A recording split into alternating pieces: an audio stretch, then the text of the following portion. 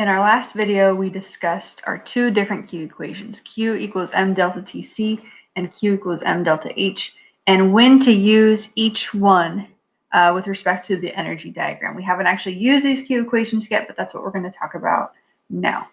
Okay, so if you have been with me for any amount of time, you know that I really enjoy color coding things, not only because it makes it pretty, which it does, but because it helps me understand things. I'm a visual learner. If I can see it, I can get it. So that's what I've done here is the more prep work you do, the easier this is going to be. So I've drawn out my energy diagram. We're going to be doing practice problems with water. Remember, these numbers here would be different if this was something other than water, but the basic shape would be the same. And the equations, when I use each equation, would be the same. So I've got these three slopey sections. Notice in each slopey section, I'm using Q equals m delta Tc. All right, because this is the equation that we use when we are talking about temperature changes.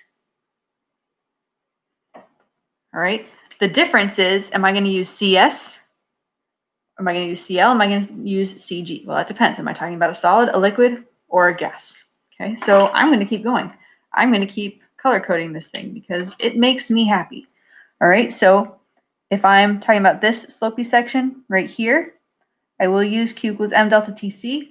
Here's my water data down here. Here's my specific heats, C. Here's CS. Okay, so if I am down here in this portion of the graph, I am going to use Q equals m delta Tc.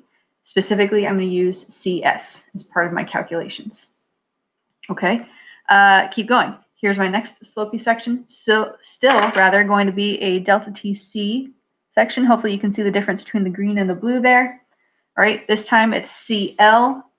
Here's CL right there. Okay, one more slopey section. This is when I'm heating or cooling my substance when it is a gas. That's one more time that I will use my change in temperature equation, the delta Tc equation. And if I'm up in that section, I will use Cg. Okay, and then I've got two flat sections of my graph. When I'm going between a solid and a liquid, when I'm going between a liquid and a gas. And notice I'm using delta H both times. All right, Q equals m delta H. That is because that is the equation that I use for phase changes. All right, if I am going between a solid and a liquid, then I use what is called delta H of fusion, right, which is this constant right here. Okay, remember, these numbers are all unique to water. If we were talking about something that wasn't water, I would give you a different set of numbers, but all these labels would be the same. And then if I'm going between a liquid and a gas, still going to use delta H, Q equals m delta H, but instead of using delta H of fusion, now I'm going to use this constant, delta H of vaporization. All right, once you have all this laid out, okay, that's a decent amount of work, but guys, you've done the hard part. Now you just need to interpret problems and start plugging in numbers, and it's going to be no problem. Make sure that you have a calculator. By the way, I just had to make sure I had mine. Okay, so let's dive in. We are going to reference this a lot, okay? And I'm going to ask you to use your pointing fingers a lot, so get those ready. So here is an example, and I'm going to pull out some details as I go here. 70 grams of water. That's probably important. 70 grams of water at 40 degrees Celsius are heated. That's an important word. Heated until the temperature is 63 degrees Celsius. How much energy is absorbed? Okay. Now you might be wondering, all right, Humphrey, no, not Humphrey, Grant. I know my last name.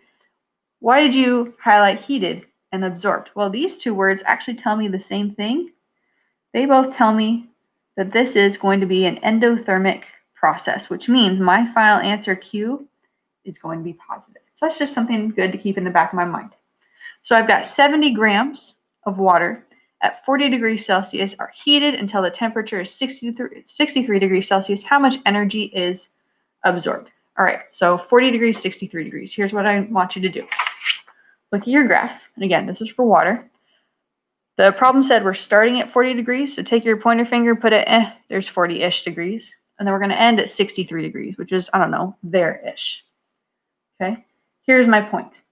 Notice that I am starting and ending in the same section of the graph, okay? I am starting in one slopey section and I am ending in the same slopey section. That is good. The only equation that I need to do this process is this one right here. Q equals M delta TC, specifically CL. That is it to go from here to here. That's why this is so valuable, okay? If I were starting here and ending here, different story. Look at how many equations are between my two fingers, all right? But I'm starting at 40 degrees, checking my temperature scale here, ending at 63 degrees, which is right there. There's only one equation, one step. Really good news, because this won't take long. So this is the equation that I need. Q equals M delta TCL. Q equals M delta TCL. All right. And just to confirm for myself that that's the equation I should be using, that's only for temperature changes. Am I experiencing a temperature change? Yes. Right? Am I experiencing a phase change? No. No, I'm not. So I'm doing the right thing.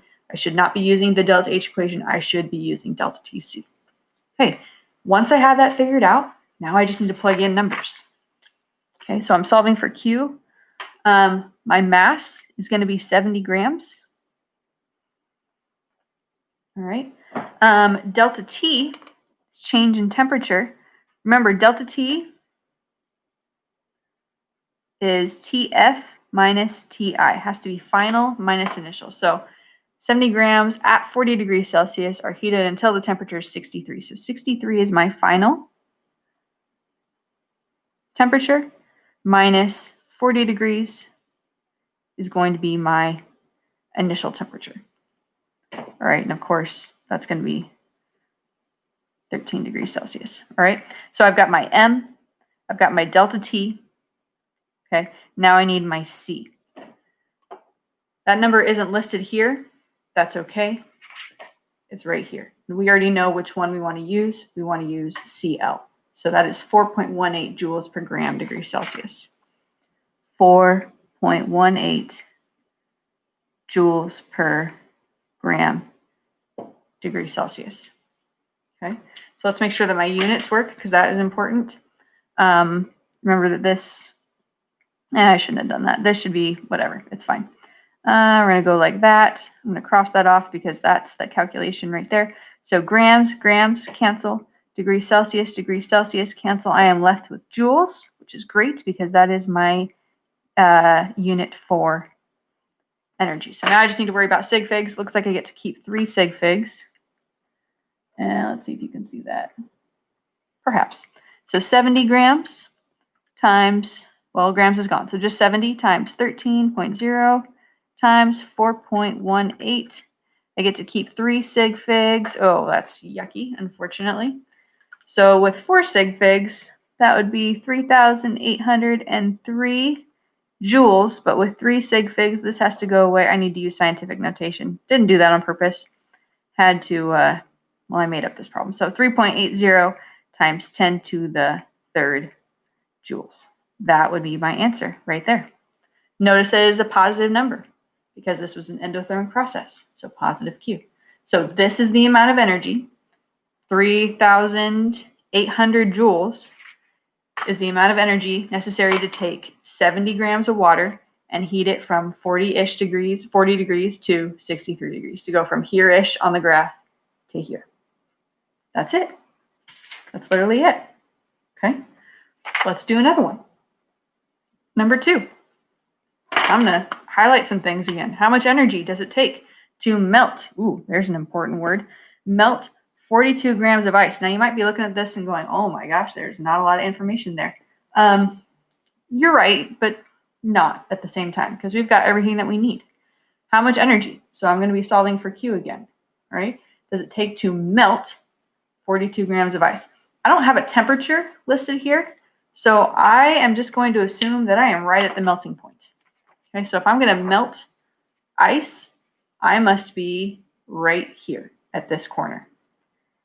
And I'm going to melt it all the way, which means I'm going to go from here to here.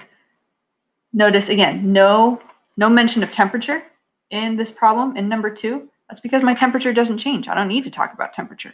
I'm going to go from ice as a solid, so water as a solid, to water as a liquid. Right? Once again, there's only one step, one equation between my 2 fingers, and it's this guy right here. Q equals M delta H of fusion. That's all I need. I even know what delta H of fusion is. It's right here. So all I need to plug in is my mass. See? Really not bad, especially if you have done the prep work ahead of time, which is all this right here. So I just decided that I'm going to need Q equals M delta H, specifically of fusion. I don't need my delta TC anymore because I'm not experiencing a temperature change. I'm experiencing a phase change. So, by the way, if I'm melting, okay, that means I am adding energy. I'm going up the graph. Again, I'm going to expect a positive Q. This is going to be another endothermic process. So my mass is 42 grams. And then my delta H of fusion, all right, I have it memorized just because I've done this 1,000 times, but you have it right here. You don't need to memorize it. 334 joules per gram. So for every, 334 joules per gram. For every, remember there's an invisible one right here. For every 1 gram of water, it takes 334 joules to melt it. Okay, but I've got more than 1 gram. I've got 42 grams. Check it out. My units are going to cancel again. 42 times 334 with 3 sig figs. Wow, I keep picking numbers that require scientific notation. That's a bummer. So here's the unrounded answer, 14028 joules. But with 3 sig figs, 1, 2, 3, this is going to be 1.4, oops, dang it. 1.40 times 10 to the 1, 2, 3, 4 joules of energy. There's my final answer. Okay. If we compare these two numbers, just as a point of reference, this number is a lot bigger. Okay. Even though we're talking about less water. Generally speaking, it takes a lot more energy to go through phase changes than it does to just heat up or cool down a substance. Okay, as evidenced by this. Each of these is per gram, right? Look at how much bigger these numbers are than these three. Okay, next. Picking out good information again. 90.2 gram sample. That sounds good. I like that. Is cooled. Interesting. From 137 degrees Celsius to 101 degrees Celsius. How much energy is released? All right. This word, cooled, and this word, released, tell me negative Q. This time, when I solve my problem, I'm going to have a negative answer because energy is being released. Don't mind my dog shaking in the background. Okay? Energy is being released. So let's figure out which equation I'm going to use. And let's figure out, am I experiencing a temperature change or a phase change? Well, does it say anything about changing phases? No. Here's a temperature change right now, right here. So good guess, I'm going to be using a delta TC. Let's figure out which one. I'm going to start at 137 and go down to 101. Now, obviously, I don't have those exact numbers here, but that's fine. I'm above 100, so let's say that this is 137. And I'm going to end at 101, which is still above here, so ish, right there. Only one step between my two fingers, and it's that guy right there. Q equals M delta TC G this time. Q equals M delta TC G. Okay, so let's just plug in our numbers. Mass, 90.2 grams. Delta T, be careful, cooled from 137, so there's my initial, to 101. 101 is my final, minus 137 is my initial. That's going to give me a negative number. That's okay. I want a negative number because I'm looking for an exothermic process. And then I need Cg. So the specific heat of water of a gas is 2.00 joules per gram degree Celsius. I don't need to do anything with that other than write it down. Okay, check my units. Grams cancel. Good news. Degrees Celsius minus degrees Celsius is just degrees Celsius. Degrees Celsius divided by degrees Celsius, that goes away. And I'm left with joules. Okay. when this subtracts, that'll have 3 sig figs. So once again, I get 3 sig figs. So it's going to be 90.2 minus, and I'm going to put this in parentheses, 101 minus 137. Okay, careful with your signs there. Ooh, you know what? I said minus. This is supposed to be times. So 90.2 times, and then in parentheses, 101 minus 137. That would have been just terrible. And then times 2.00. I get a negative number. That's good. I'm supposed to. I get to keep 3 sig figs. This is going to be negative 6,490 joules of energy. Okay. So how much energy is released? 6,490 joules. If I take my gas at a temperature of 137 or whatever it was, I think it was 137, and I cool it down to 101, that's how much energy would be released. All right, let's do one more. Uno más. 60 grams. It's a good data point of steam. All right, so I know what phase I'm in already. Steam. I'm in a gas. Are condensed. How much energy is released? Very few numbers in that statement. Lots of information, on the other hand. I know what phase I'm in. I know that I'm going to go through a phase change. All right, that's what this means. This is going to be a phase change. So already, I know that I'm going to use my delta H equation. And then how much energy is released, condensed and released, both of those words tell me I'm going to get a negative answer. Okay, so if I'm at steam, and no temperature is given, so I'm just going to assume I'm going to dive straight into the phase change. If I'm steam and I'm going to condense into a liquid, those are my 2 points right here. Here's my initial. Here's my final. There's my equation. Q equals m delta H of vaporization. There's delta H vap right there. 2,260 joules per gram. Ginormous number, by the way. Takes a lot of energy to break those intermolecular forces. Okay, so Q equals m delta H of vaporization. I've got 60 grams of steam. I'm going to multiply it by, and I'm going to make this number negative. Negative 2,260 joules per gram. Why did I make it negative? Because I know that that energy is being released as I go down the graph in an exothermic way. Okay, so the delta H problems, they don't have the built-in delta T where it automatically spits out a positive or a negative. You have to think harder. Am I going through a condensing phase, or am I going from more condensed state to a less condensed state, or am I going from a less condensed state to a more condensed state? And then what signs would accompany those two processes? Okay, so there I go.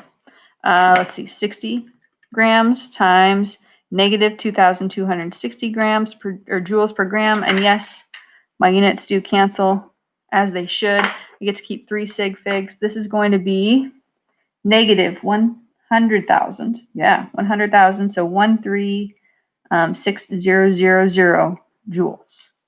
Okay, or 1.36 times 10 to the 5th joules, or even better, negative 136 kilojoules. You can do it that way too. Those three are all the same number for the record. Okay, so that's how you solve Q equations. The math is really not bad. The hard part is getting organized and staying organized. But if you have a tool like this, you should be good to go.